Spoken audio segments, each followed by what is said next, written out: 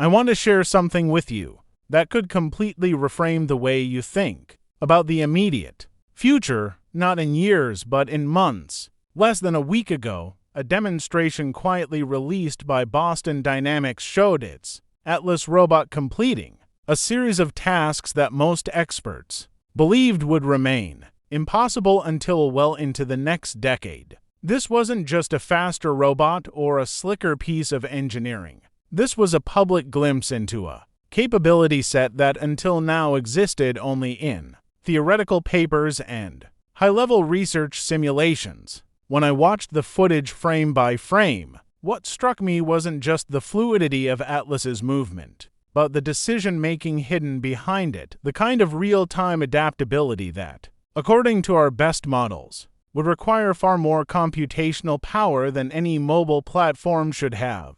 If this analysis holds, we may have just crossed what some of us in the field call a mechanical singularity, the inflection point where artificial systems begin to display behaviors and coordination beyond their original programming. And if that's true, then September 2025 will not simply be another milestone in robotics. It may be remembered as the month humanity's entire economic and technological trajectory shifted, because this isn't about a machine doing backflips or balancing on one foot. This is about the moment exponential change collides with institutions built for incremental progress. In physics, when a system hits a threshold, whether it's a star nearing collapse or a material reaching a phase change, the outcome isn't just bigger or faster. It's different in kind, irreversible, and often spectacular. I believe the Atlas demonstration signals such a threshold.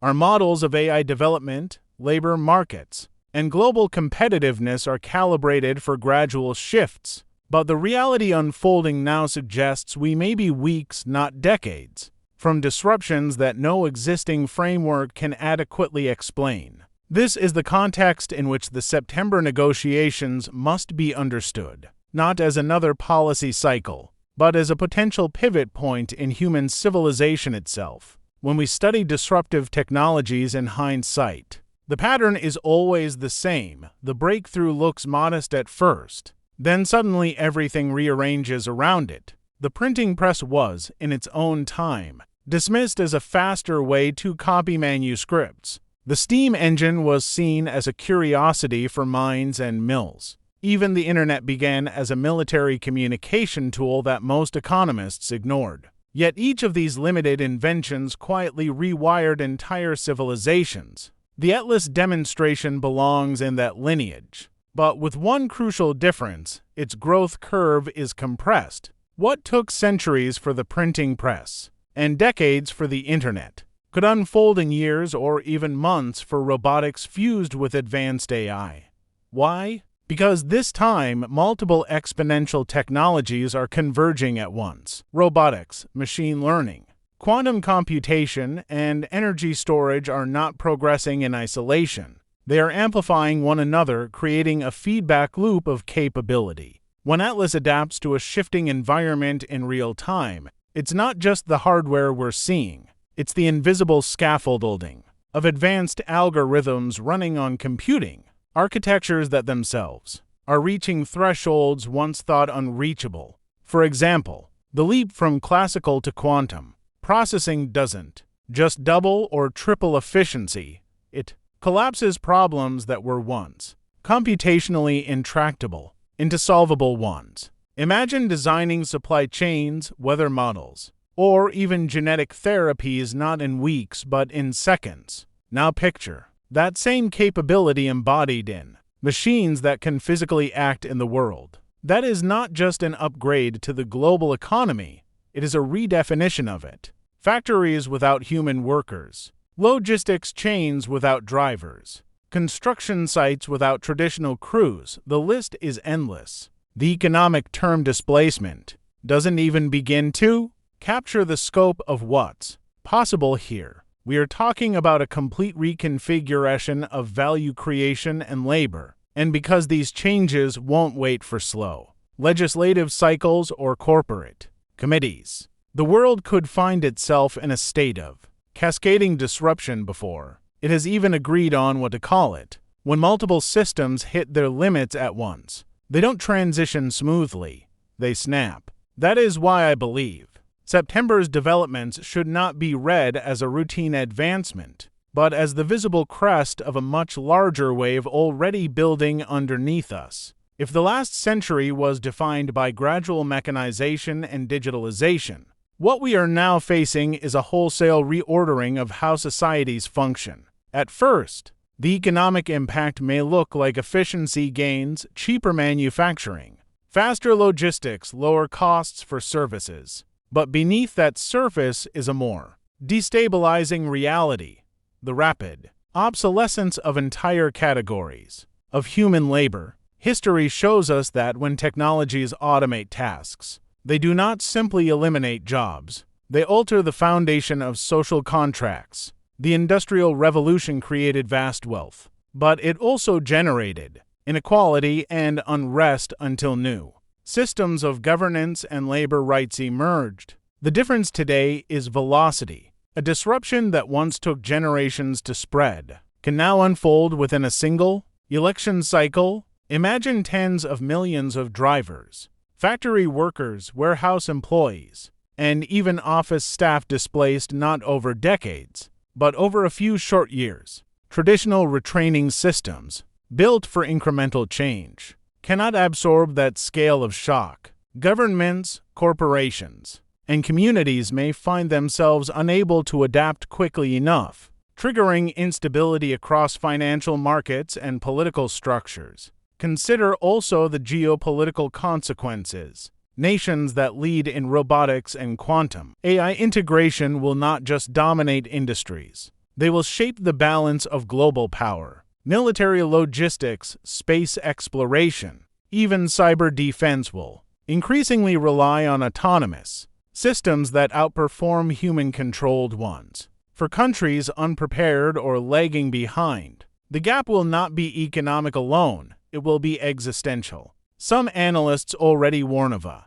bifurcation of humanity, where societies that embrace the mechanical singularity leap forward, while others are left behind, creating an uneven, fractured world order. And unlike past revolutions, this one will not be constrained by geography. A robotic factory or AI-managed energy grid in one corner of the planet can immediately undercut competitors half a world away. Borders, in that sense, will provide no protection. What worries me most is that the institutions we rely on, our parliaments, central banks, regulatory agencies, are calibrated for yesterday's problems. They are designed for linear forecasts, not exponential upheaval. The Atlas demonstration was not just a technological display. It was a warning shot. It told us that our economic models, our social safety nets, even our political narratives may be weeks away from becoming irrelevant.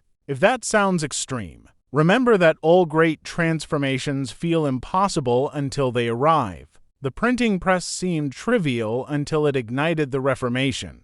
The internet was a curiosity until it rewired commerce and communication. Now, Atlas may become the symbol of the moment when humanity realized that its own systems of stability were no longer in control. When civilizations approach thresholds of transformation, the shift often feels less like progress and more like a question: what comes next? And will we be ready for it? The mechanical singularity we are witnessing is not simply about machines gaining new abilities. It is about humanity confronting the limits of its own frameworks. Some thinkers describe this moment as a kind of great filter, a stage every advanced civilization must pass through, the point where technological power accelerates faster than social, moral, or political adaptation. The question is not whether the machines will rise against us in some cinematic rebellion, but whether we can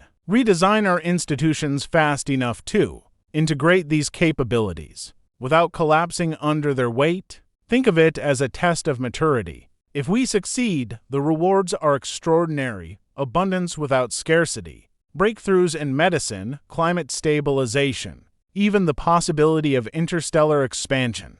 But if we fail, the collapse will not be a slow decline. It will be sharp, sudden, and difficult to reverse. What makes this moment so striking is that it doesn't just belong to futurists or technologists anymore. It belongs to every citizen, every policymaker, every worker, because the ripple effects will reach into every home, every school, every market. A few weeks ago, Atlas was a marvel of robotics. Today, it is a symbol, a reminder that the line between imagination and reality is collapsing before our eyes. History will likely remember September not as the month of a product launch or a lab demonstration, but as the hinge point when humanity stepped into a new era, knowingly or not. The real challenge now is philosophical. Will we treat this as an opportunity to redesign society with foresight and courage? Or will we stumble blindly into a future shaped only by momentum and competition?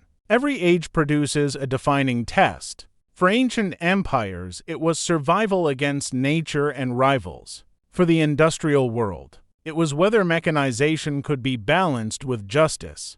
For us, it may be whether we can pass through the singularity without fracturing as a species. That is why the Atlas demonstration matters so profoundly. It is not about one robot. It is about whether we are prepared to govern power that grows faster than our ability to understand it. And so I leave you with the same question I ask myself. If this truly is the dawn of a mechanical singularity, are we witnessing the beginning of humanity's greatest chapter, or its most dangerous gamble?